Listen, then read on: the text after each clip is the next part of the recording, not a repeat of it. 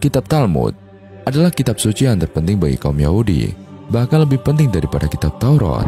Kitab Talmud bukan saja menjadi sumber dalam penetapan hukum agama, tetapi juga menjadi ideologi dan prinsip-prinsip, serta arahan bagi penyusun kebijakan negara dan pemerintahan Yahudi Israel, dan menjadi pandangan hidup orang Yahudi pada umumnya.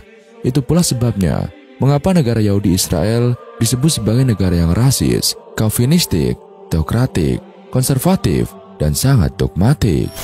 Untuk dapat memahami sepak terjang negara Israel yang tampak arogan, keras kepala, dan tidak kenal kompromi, orang perlu memahami isi ajaran kitab Talmud yang diyakini oleh orang Yahudi sebagai kitab suci yang terpenting di antara kitab-kitab suci mereka. Keimanan orang Yahudi terhadap kitab Talmud mengatasi bahkan kitab Perjanjian Lama yang juga dikenal dengan nama Taurat, dan bukti tentang hal ini dapat ditemukan dalam Talmud Erubin 2b atau edisi Soncino yang mengingatkan kepada kaum Yahudi, "Wahai anakku, hendaklah engkau lebih mengutamakan fatwa dari para ahli kitab atau Talmud daripada ayat-ayat Taurat." Para pendeta Talmud mengklaim sebagian dari isi kitab Talmud merupakan himpunan dari ajaran yang disampaikan oleh Nabi Musa alaihissalam secara lisan. Sampai dengan kedatangan Nabi Isa alaihissalam, dan kitab Talmud belum dihimpun secara tertulis seperti bentuknya yang sekarang. Nabi Isa alaihissalam mengutuk tradisi Mishnah atau Talmud awal, termasuk mereka yang mengajarkannya atau para pendeta Yahudi dan kaum Farisi. Karena isi kitab Talmud seluruhnya menyimpang, bahkan bertentangan dengan kitab Taurat. Kaum Kristen karena ketidakpahamannya hingga dewasa ini menyangka Perjanjian Lama merupakan kitab tertinggi bagi agama Yahudi, dan sangkaan itu keliru. Para pendeta Farisi mengajarkan doktrin dan fatwa yang berasal dari para rabi atau pendeta lebih tinggi kedudukannya daripada wahyu yang datang dari Tuhan. Talmud mengemukakan hukum-hukumnya berada di atas Taurat dan bahkan tidak mendukung isi Taurat. Seorang peneliti Yahudi, Yam Makobi, dalam bukunya Judaism on Trial, mengutip pernyataan Rabbi Yahel ben Joseph bahwa tanpa Talmud kita tidak akan mampu memahami ayat-ayat Taurat. Tuhan telah melimpahkan wewenang ini kepada mereka yang arif, karena tradisi merupakan suatu kebutuhan yang sama seperti kitab-kitab wahyu. Para arif itu membuat tafsiran mereka, dan mereka yang tidak pernah mempelajari Talmud tidak akan mungkin mampu memahami Taurat. Memang ada kelompok di kalangan kaum Yahudi yang menolak Talmud dan tetap berpegang teguh kepada kitab Taurat saja atau Perjanjian Lama yang sekarang mereka ini disebut golongan Karaia. Kelompok yang sepanjang sejarahnya paling dibenci dan menjadi korban dizolimi oleh para pendeta Yahudi ortodok. Kepada tradisi Mishnah itu, para pendeta Yahudi menambah sebuah kitab lagi yang mereka sebut Gemara atau kitab tafsir para pendeta. Tradisi Mishnah yang kemudian dibukakan bersama dengan Gemara disebut Talmud. Ada dua buah versi kitab Talmud, yaitu Talmud Yerusalem dan Talmud Babilonia. Talmud Babilonia dipandang sebagai kitab yang paling otoritatif, dan beberapa kutipan yang diangkat dari kitab Talmud dalam uraian berikut ini merupakan dokumen asli yang tidak terbantahkan, dengan harapan dapat memberikan pencerahan kepada segenap umat manusia, termasuk kaum Yahudi, tentang kesesatan dan rasisme dari ajaran Talmud yang penuh dengan kebencian, yang menjadi kitab suci baik bagi kaum Yahudi ortodoks maupun Hasidia di seluruh dunia. Pelaksanaan ajaran Talmud tentang keunggulan kaum Yahudi yang didasarkan pada ajaran kebencian itu telah menyebabkan penderitaan yang tak terperikan terhadap orang lain sepanjang sejarah umat manusia sampai dengan saat ini, khususnya di tanah Palestina. Ajaran itu telah dijadikan dalih untuk membenarkan pembantaian secara massal penduduk sipil Arab Palestina. Kitab Talmud menetapkan bahwa semua orang yang bukan Yahudi disebut goyim, sama dengan binatang, derajat mereka di bawah derajat manusia. Ras Yahudi adalah umat pilihan, satu-satunya ras yang mengklaim diri sebagai keturunan langsung dari Nabi Adam alaihissalam. Dan marilah kita periksa beberapa ajaran Talmud. Beberapa contoh isi ajaran Talmud, tulislah. Erubin 2b, barang siapa yang tidak taat kepada para robi mereka akan dihukum dengan cara dijerang di dalam kotoran manusia yang mendidih di neraka. Moed Katan 17a, bila mana seorang Yahudi tergoda untuk melakukan suatu kejahatan, maka hendaklah ia pergi ke suatu kota di mana ia tidak dikenal orang dan lakukanlah kejahatan itu di sana. Menganiaya seorang Yahudi sama dengan menghujat Tuhan. Sanhedrin 58b, jika seorang kafir menganiaya seorang Yahudi, maka orang kafir itu harus dibunuh. dibenarkan menipu orang yang bukan Yahudi. Sanhedrin 57a. Seorang Yahudi tidak wajib membayar upah kepada orang kafir yang bekerja baginya. Orang Yahudi mempunyai kedudukan hukum yang lebih tinggi. Baba Kama 37b. Jika lembu seorang Yahudi melukai lembu kepunyaan orang Kanaan, tidak perlu ada ganti rugi. Tetapi, jika lembu orang Kanaan sampai melukai lembu kepunyaan orang Yahudi, maka orang itu harus membayar ganti rugi sepenuh-penuhnya. Orang Yahudi boleh mencuri barang milik bukan Yahudi. Baba Mezia 24a. Jika seorang Yahudi menemukan barang hilang milik orang kafir, ia tidak wajib mengembalikan kepada pemiliknya. Ayat ini ditegaskan kembali di dalam Baba Kama 113b. Sanhedrin 57a. Tuhan tidak akan mengampuni seorang Yahudi yang mengawinkan anak perempuannya kepada seorang tua, atau memungut menantu bagi anak laki-lakinya yang masih bayi, atau mengembalikan barang hilang milik orang cuta atau kafir. Orang Yahudi boleh merampok atau membunuh orang non-Yahudi. Sanhedrin 57a. Jika seorang Yahudi membunuh seorang cuta atau kafir, tidak ada hukuman mati. Apa yang sudah dicuri oleh seorang Yahudi boleh dimilikinya. Baba Kama 37b. Kaum kafir ada di luar pelindungan hukum, dan Tuhan membukakan uang mereka kepada Bani Israel. Orang Yahudi boleh berdusta kepada orang non-Yahudi. Baba Kama 113a. Orang Yahudi diperbolehkan berdusta untuk menipu orang kafir. Yang bukan Yahudi adalah hewan di bawah derajat manusia. Yebamot 98a. Semua anak keturunan orang kafir tergolong sama dengan binatang. Abodazara 36b. Anak perempuan orang kafir sama dengan nida atau najis sejak lahir. Abodazara 22a sampai 22b. Orang kafir lebih senang berhubungan seks dengan lembu. Ajaran gila di dalam Talmud. Gitin 69a. Untuk menyembuhkan tubuh, ambil debu yang berada di bawah bayang-bayang jamban, dicampur dengan madu, lalu dimakan. Sabat 41a. Hukum yang mengatur keperluan bagaimana kencing dengan cara yang suci telah ditentukan. Yebamot 63a. Adam telah bersetubuh dengan semua binatang ketika ia berada di surga. Yebamot 63a. Menjadi petani adalah pekerjaan yang paling hina. Sanhedrin 55b. Seorang Yahudi boleh mengawini anak perempuan berumur 3 tahun, atau persisnya 3 tahun 1 hari. Sanhedrin 54b. Seorang Yahudi diperbolehkan bersetubuh dengan anak perempuan, asalkan saja anak itu berumur di bawah 9 tahun. Ketubot 11b. Bila mana seorang dewasa bersetubuh dengan seorang anak perempuan, tidak ada dosanya. Yebamot 59b. Seorang perempuan yang telah bersetubuh dengan seekor binatang diperbolehkan menikah dengan pendeta Yahudi. Seorang perempuan Yahudi telah bersetubuh dengan jin juga diperbolehkan kawin dengan seorang pendeta Yahudi. Abodazara 17a. Buktikan bila mana ada pelacur seorang pun di muka bumi ini yang belum pernah disetubui oleh pendeta Talmud Eleazar. Hagiga 27a. Nyatakan bahwa tidak akan ada seorang robi pun yang akan masuk neraka. Baba Mezia 59b. Seorang rabi telah mendebat Tuhan dan mengalahkannya. Tuhan pun mengaku bahwa rabi itu memenangkan debat tersebut. Gitin 70a.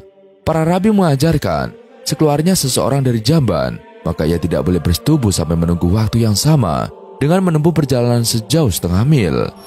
Konon iblis yang ada di jamban itu masih menyertainya selama waktu itu. Kalau ia melakukannya juga atau bersetubuh, maka anak keturunannya akan terkena penyakit ayan. Gitin 69b. Untuk menyembuhkan penyakit kelumpuhan, campur kotoran seekor anjing berbulu putih dan campur dengan balsam. Tetapi bila memungkinkan untuk menghindar dari penyakit itu, tidak perlu memakan kotoran anjing itu, karena hal itu akan membuat anggota tubuh menjadi lemas. Pesahim 11a. Sungguh terlarang bagi anjing, perempuan atau pohon kurma berdiri di antara 2 orang laki-laki, karena musibah khusus akan datang jika seorang perempuan sedang haid atau duduk-duduk di perempatan jalan. Menahot 43b sampai 44a. Seorang Yahudi diwajibkan membaca doa berikut ini setiap hari. Aku bersyukur ya Tuhanku, karena Engkau tidak menjadikan aku seorang kafir, seorang perempuan, atau seorang budak kalian. Pengakuan Talmud Abodazara 70a. Seorang rabi ditanya, apakah anggur yang dicuri di pembedita boleh diminum? Atau anggur itu sudah dianggap najis karena pencurinya adalah orang-orang kafir atau seorang bukan Yahudi bila menyentuh guci anggur, maka anggur itu dianggap sudah najis? Rabi itu menjawab, tidak perlu dipedulikan. Anggur itu tetap halal atau kosher bagi orang Yahudi karena mayoritas pencuri yang ada di pembedita, tempat di mana guci-guci anggur itu dicuri, adalah orang-orang Yahudi. Atau kisah ini juga ditemukan di dalam kitab Gemara Rosh Hashanah 25b. Ibadah orang Farisi. Erubin 21b. Rabi Agida berkata kepadanya, berikan saya air untuk mencuci tangan saya. Ia menjawab, air itu tidak cukup, bahkan untuk diminum, apalagi untuk membasuh tanganmu, keluhnya. Lalu apa yang harus saya perbuat? Tanya seseorang lainnya. Padahal engkau tahu menentang ucapan seorang rabi diancam dengan hukuman mati.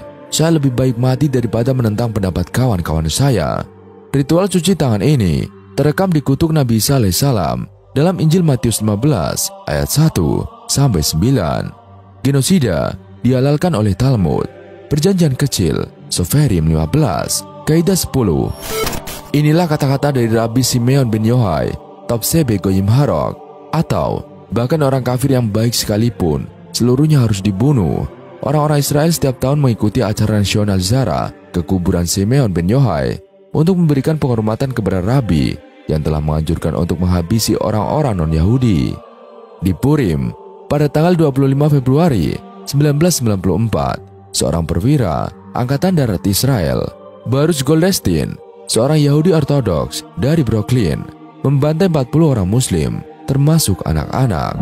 Tatkala mereka tengah bersujud sholat di sebuah masjid, Goldstein adalah pengikut mendiang Robi Meir Kahane yang menyatakan kepada kantor berita CBS News bahwa ajaran yang dianutnya mengatakan orang-orang Arab tidak lebih daripada anjing, sesuai ajaran Talmud. 3. Ehud Sprinzak, seorang profesor di Universitas Yerusalem, menjelaskan tentang falsafah Kahane dan Goldstein. Mereka percaya adalah telah menjadi iroda Tuhan bahwa mereka diwajibkan untuk melakukan kekerasan terhadap Goyim, sebuah istilah Yahudi untuk orang-orang non-Yahudi. Rabbi Isaac Ginsburg menyatakan kita harus mengakui darah seorang Yahudi dan darah orang Goyim tidaklah sama. Rabbi Jacob Perrin berkata, 1 juta nyawa orang Arab tidaklah seimbang dengan sepotong kelingking orang Yahudi. Doktrin Talmud, orang non-Yahudi bukanlah manusia, tulislah.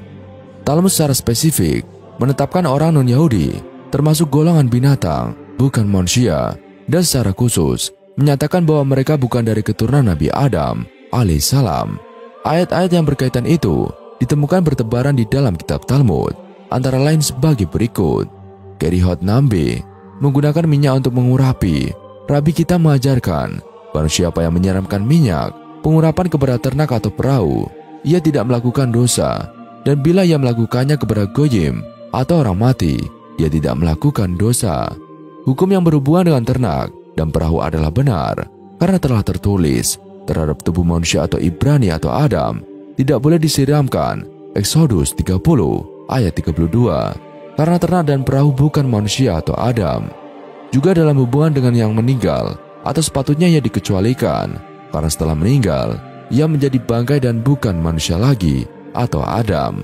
Tetapi mengapa terhadap Goyim juga dikecualikan? Apakah mereka tidak termasuk kategori manusia atau Adam? Tidak, karena telah tertulis, wahai domba-dombaku, domba-domba di padang gembalaanku adalah manusia atau Adam. Ezekiel 34 ayat 31. Engkau disebut manusia atau Adam, tetapi Goyim tidak disebut sebagai manusia atau Adam. Pada ayat-ayat terdahulu, para rabi membahas hukum Talmud yang melarang memberikan minyak suci bagi manusia.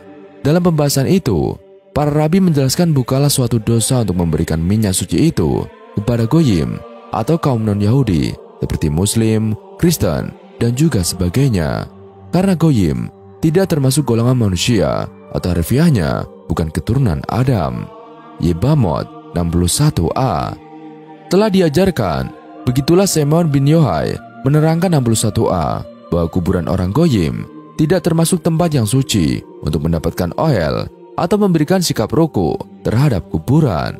Karena telah dikatakan, wahai domba-dombaku yang ada di padang gembalaanku, kalian adalah manusia atau Adam. Ezekiel 34 ayat 31. kalian disebut manusia atau Adam, tetapi kaum kafir itu tidak disebut manusia atau Adam. Hukum Talmud menerangkan bahwa seorang Yahudi yang menyentuh bangkai manusia atau kuburan Yahudi menyebabkan ia ternajisi. Tetapi hukum Talmud mengajarkan sebaliknya. Jika seorang Yahudi menyentuh kuburan orang Goyim, hal itu membuat ia tetap suci, karena orang Goyim tidak termasuk golongan manusia atau Adam. Baba Meziah 114b, dia atau Rabba berkata kepadanya, "Apakah engkau bukan pendeta? Mengapa engkau berdiri di atas kuburan?" Ia menjawab, "Apakah guru belum mempelajari hukum tentang kesucian?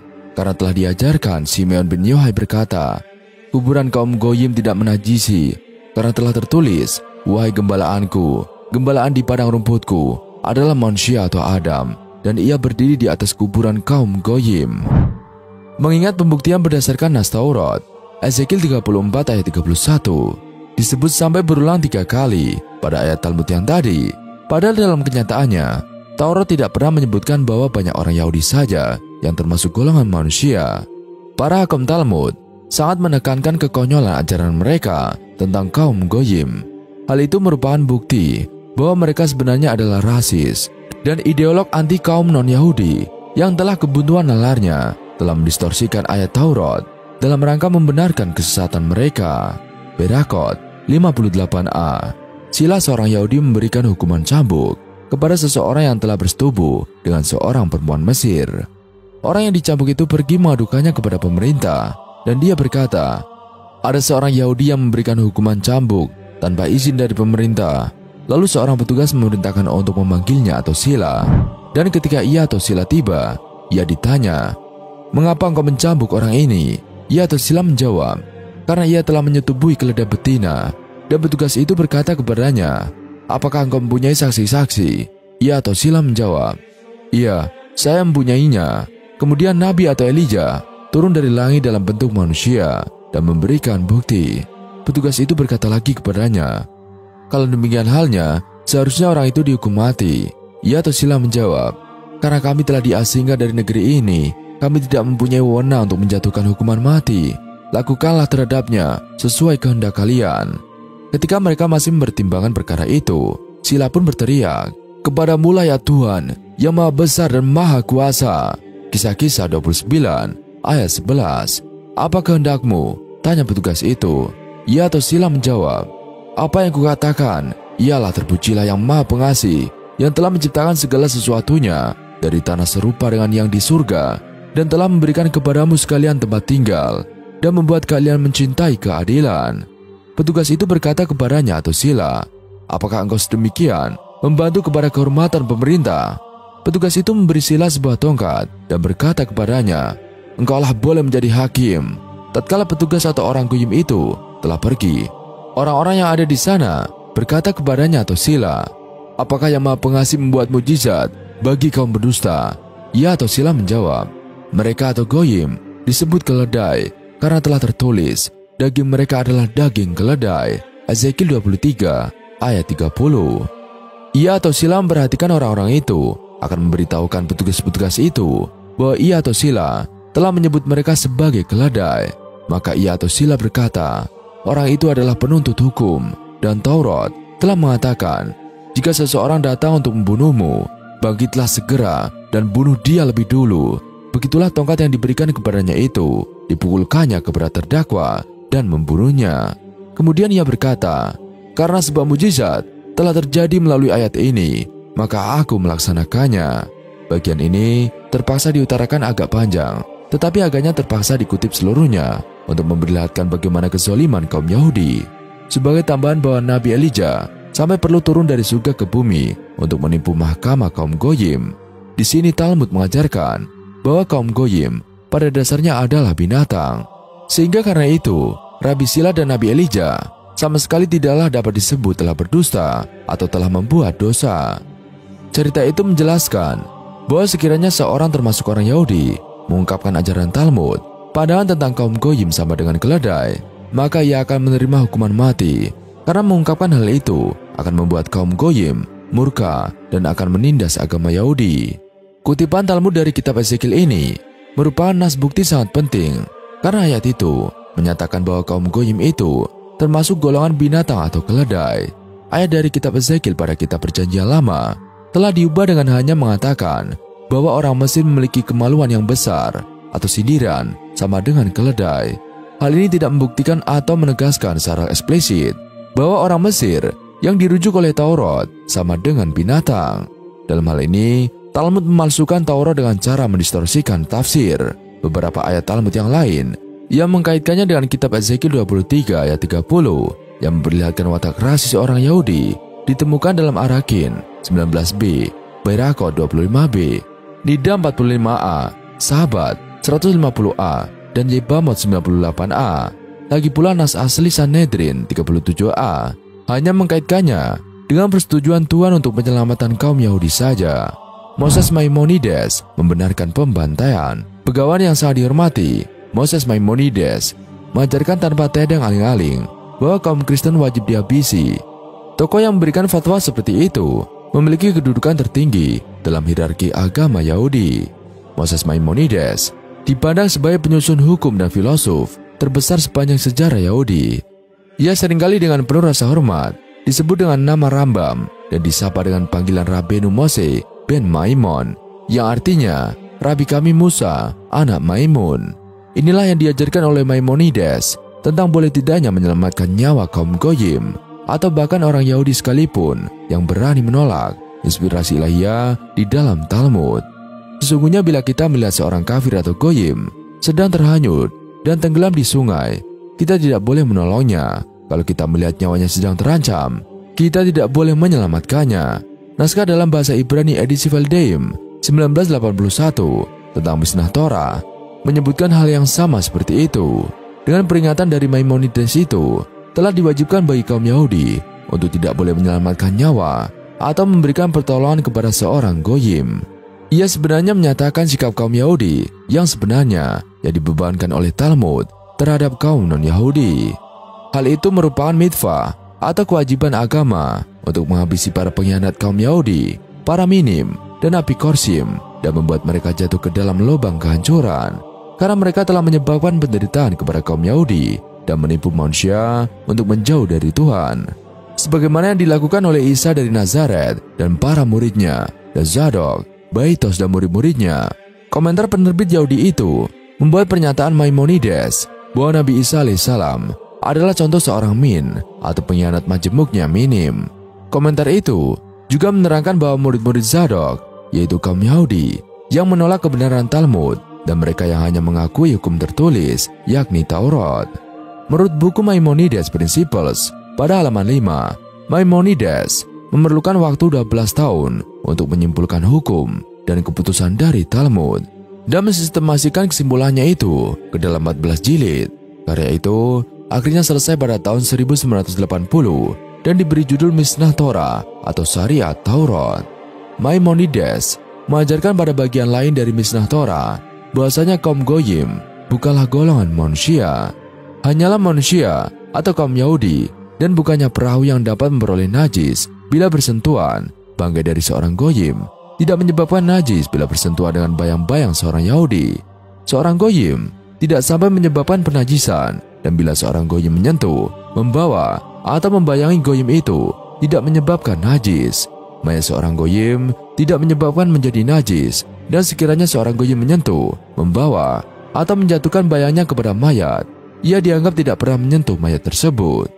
Contoh kebohongan kaum Yahudi, teks Talmud, khususnya Talmud Babilonia, pada Sanhedrin 37a, tidak mewajibkan orang Yahudi untuk menyelamatkan nyawa orang lain, terkecuali nyawa orang Yahudi.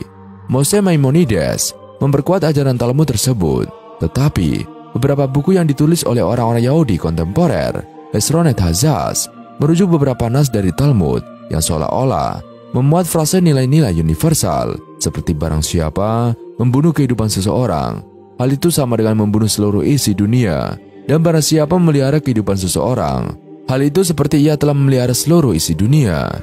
Atau dibandingkan dengan Al-Quran, barang siapa yang membunuh seorang manusia bukan karena orang itu membunuh orang lain, atau bukan karena membuat kerusakan di muka bumi, maka seakan-akan dia telah membunuh manusia seluruhnya. Namun Hezronot Haas mengakui ayat tadi bukan kata-kata yang otentik dari Talmud yang asli. Dengan kata lain, ayat bermada universal tersebut bukanlah nas otentik dari Talmud. Jadi sekedar sebagai contoh, versi universal ini yang oleh Steven Spielberg dituangkan ke dalam filmnya The Schindler's List yang terkenal itu dan dikaitkan seolah-olah bersumber dari Talmud pada judul maupun iklan filmnya adalah penipuan dan merupakan propaganda yang dimaksudkan untuk memberikan polasan kemanusiaan kepada Talmud yang pada hakikatnya adalah kitab yang penuh berisi semangat rasisme dan kaufinisme Yahudi. Dalam nas Talmud yang asli tertulis pada ayat yang sama, barang siapa memelihara bahkan satu nyawa orang Israel, maka ia seperti memelihara seluruh isi dunia. Sama seperti ayat-ayat yang lain, Talmud yang asli hanya membicarakan perihal menyelamatkan orang-orang Yahudi, tipuan orang Yahudi. Sanggahan para rabi ortodoks bahwa tidak ada bukti dokumentasi otentik tentang rasisme dan semangat kebencian di dalam Talmud adalah bohong besar. Karena di dalam bab Hama 113a menyatakan bahwa orang Yahudi boleh berbohong untuk menipu kaum Goyim. The Simon Wiesenthal Center, sebuah pusat propaganda ruhbiyah Yahudi yang didukung oleh dana multijutaan dolar, terpaksa memecat Rabi Daniel Landes pada tahun 1995 karena rabi ini menentang ajaran dehumanisasi oleh Talmud terhadap orang non-Yahudi. Sikap ini benar-benar busuk katanya. Buktinya, ada pernyataan-pernyataan di dalamnya. Berdusta untuk menipu orang Goyim telah lama menjadi panutan di dalam agama Yahudi. Ambil contoh sehubungan dengan debat pada abad ke-13 di Paris antara Nicholas Donin, seorang Yahudi yang telah memeluk agama Katolik, yang oleh Yam Makobi diakui mempunyai pengetahuan yang luas tentang Talmud. Saat berkonfrontasi lawan Rabbi Yahiel, dan pada waktu itu, Yahiel tidak sedang berada di bawah ancaman hukuman atau dicederai, namun tanpa malu tetap saja berdusta sepanjang debat tersebut. Sebagai contoh ketika ditanya oleh Donin, apakah ada ayat-ayat yang menghujat Yesus di dalam Talmud, Yahiel menyangkanya. Donin seorang ahli dalam bahasa Ibrani, paham benar jawaban itu dusta. Maka Yam Makobi, seorang komentator Yahudi mengenai debat tersebut yang hidup di abad ke-20, membela kebohongan Rabbi Yahiel seperti ini. Pertanyaan itu mungkin diajukan apakah Yahiel benar-benar percaya bahwa Yesus tidak disebut-sebut di dalam Talmud. Atau bisa jadi ia mengajukan pertanyaan ini sebagai suatu tipuan yang cerdik untuk menciptakan keadaan mendesak Yahiel. Tentu saja Rabbi Yahiel dapat dimanfaatkan bila ia tidak mengakui sesuatu yang tidak sepenuhnya dipercayainya. Dalam rangka mencegah proses tiranik yang menghadapkan budaya dari suatu agama tertentu terhadap agama yang lain. Beginilah cara orang Yahudi menyanggah sampai dengan hari ini tentang adanya nas Talmud yang mengandung ayat-ayat yang penuh dengan kebencian. Sebuah kata tentang kebohongan Yahudi diplesetkan dan disulap menjadi dapat dimaafkan. Sementara setiap penyelidikan terhadap kitab-kitab suci Yahudi oleh peneliti non-Yahudi dipandang sebagai proses tiranik. Sementara itu, serangan kaum Yahudi terhadap kitab-kitab Injil, Perjanjian Baru, dan Al-Quran tidak pernah dianggap sebagai proses tiranik. Hanya kritik kaum non-Yahudi yang dianggap tiranik. Sedangkan cara mempertahankan diri bagi orang Yahudi adalah berdusta. Atau tidak semua orang Yahudi bersikap seperti itu. Dr. Israel Sahag dari Hebrew University menulis sebuah buku lengkap yang diberinya judul Jewish History, Jewish Religion, yang mendokumentasikan secara lengkap muatan anti-Goyim di dalam kitab Talmud. Dan sekian video kali ini, kurang lebihnya kami mohon dimaafkan. Semoga bermanfaat. Wassalamualaikum warahmatullahi wabarakatuh.